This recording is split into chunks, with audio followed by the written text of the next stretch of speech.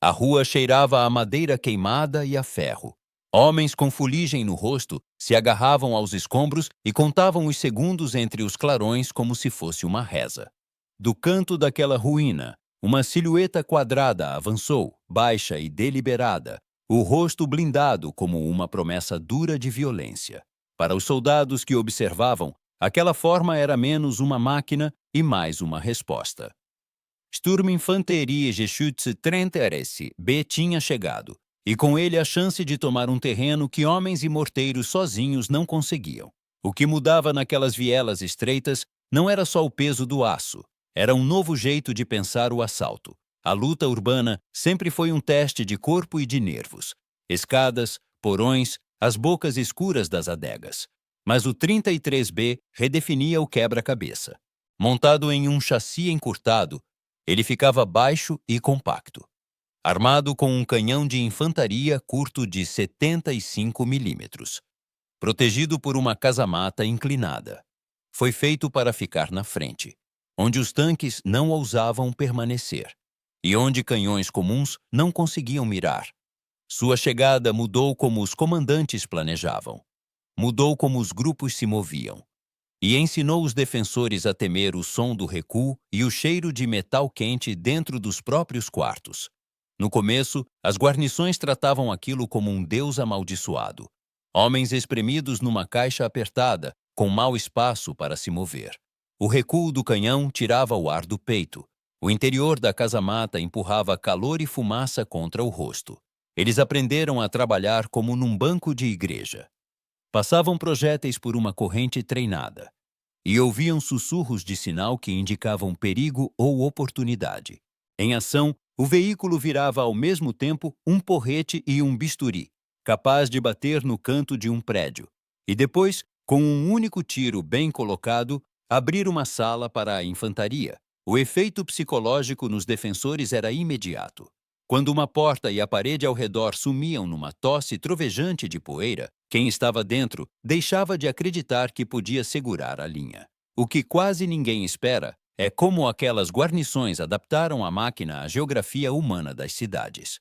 Descobriram que a limitada movimentação lateral do canhão do 33B tornava perigoso confiar só no braço dele.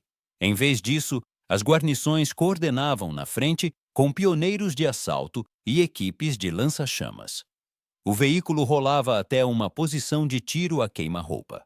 Ali, o canhão podia calar uma escadaria, enquanto os homens entravam por janelas estilhaçadas. Isso não era força bruta. Era coreografia nascida da necessidade. A silhueta baixa do veículo permitia colar nas fachadas quebradas, deslizar para pátios arruinados, e, em momentos de improviso, usar entulho como máscara. Em certo momento, uma guarnição usou rajadas secas no rádio para dar o sinal. Um garoto de padeiro que virara mensageiro os guiou até uma padaria meio arruinada. Os túneis do forno eram perfeitos para se mover sem ser visto. Esses pequenos improvisos se somaram e viraram uma doutrina nova e marcante. Infantaria blindada em colaboração íntima, usando o poder de fogo para abrir portas onde um dia houve portas. Amanhas mecânicas que só quem viveu dentro da fera pode contar. O municiador preferia certos projéteis em combate a curta distância, porque o clarão e a concussão de outra carga podiam derrubar uma escada frágil e prender os próprios homens. O comandante muitas vezes enfiava um pedaço de couro no periscópio para abafar rangidos que entregariam a aproximação. Algumas guarnições pintavam por dentro a casamata com uma faixa de preto fosco, para cortar o brilho e acalmar os nervos puídos durante longas esperas noturnas. São coisas pequenas, mas importavam quando um homem dependia do outro para sobreviver a um dia de combate casa a casa. No meio daquela campanha longa veio uma virada estranha, que virou o pivô oculto da história. Os engenheiros projetaram o veículo para dar fogo direto e próximo à infantaria. Mas os comandantes descobriram, em meio a quarteirões despedaçados, que o mundo de blindagem de 43 toneladas também podia virar um escudo portátil para civis. Em um episódio, soldados em uma cidade arrasada usaram o 33B para criar uma barreira móvel. Ele seguiu entre uma escola e uma fileira de famílias traumatizadas enquanto eram evacuadas. A presença do veículo calou os franco-atiradores que se empoleiravam nos sótãos. A massa dele, posta entre a arma e as pessoas, reduziu baixas e permitiu a passagem de ambulâncias. A ironia era amarga. Uma máquina feita para romper defesas, às vezes virava a única coisa entre os apavorados e o aniquilamento.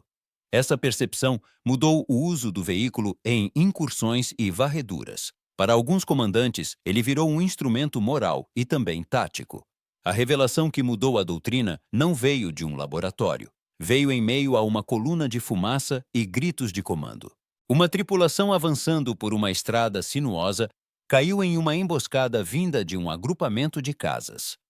O canhão não conseguia girar o suficiente para atingir as duas casas sem expor o flanco. Homens se agacharam ao lado da casa-mata, e o comandante fez algo que ecoaria depois da guerra. Ele trouxe o veículo para perto, quase cara no tijolo, e treinou homens para avançarem pela poeira em levas cronometradas enquanto o canhão suprimia um único gargalo. O assalto deu certo porque o 33B foi usado como uma plataforma viva de armas combinadas, não como um bunker móvel. Desse dia em diante, grupos de assalto passaram a ver o veículo como um integrante da equipe. O canhão em conjunto com baionetas e explosivos. A blindagem como uma parede móvel para dar cobertura. Foi o momento do estalo. O valor real não era a penetração bruta. Era a intimidade que ele permitia entre blindagem e infantaria. A tensão foi crescendo até uma última noite intensa. Ela virou o clímax da história. Uma quadra da cidade virou um microcosmo de todo o problema. Homens cansados de cerco, becos sem saída, o uivo distante de uma sirene. O plano de assalto era ousado. Um único 33B entraria na praça, atrairia o fogo e permitiria que 3 grupos de assalto limpassem os prédios ao redor em poucos minutos. Granadas batiam contra a casa-mata. Poeira enchia o visor do atirador e o municiador sentia gosto de metal na boca. Quando o canhão rugiu, parecia um ser vivo soltando um sopro de desafio. Homens passaram pela brecha que ele abriu. Facas brilhavam.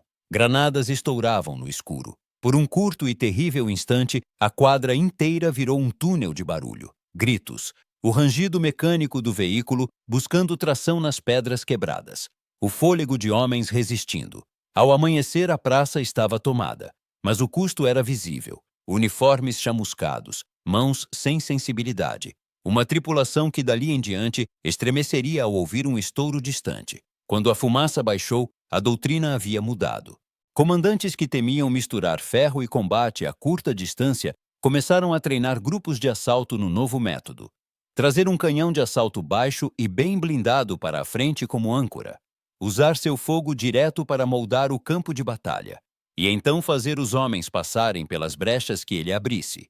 As linhas de produção não conseguiam fornecer máquinas suficientes para tornar cada combate urbano confortável, e as tripulações estavam exaustas.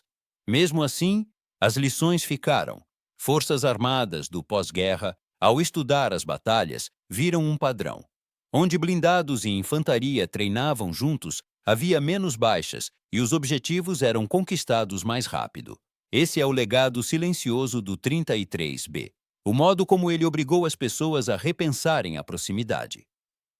A aceitar que sobreviver ao combate próximo exigia que máquinas e homens respirassem juntos. O veículo em si se apagou com a guerra.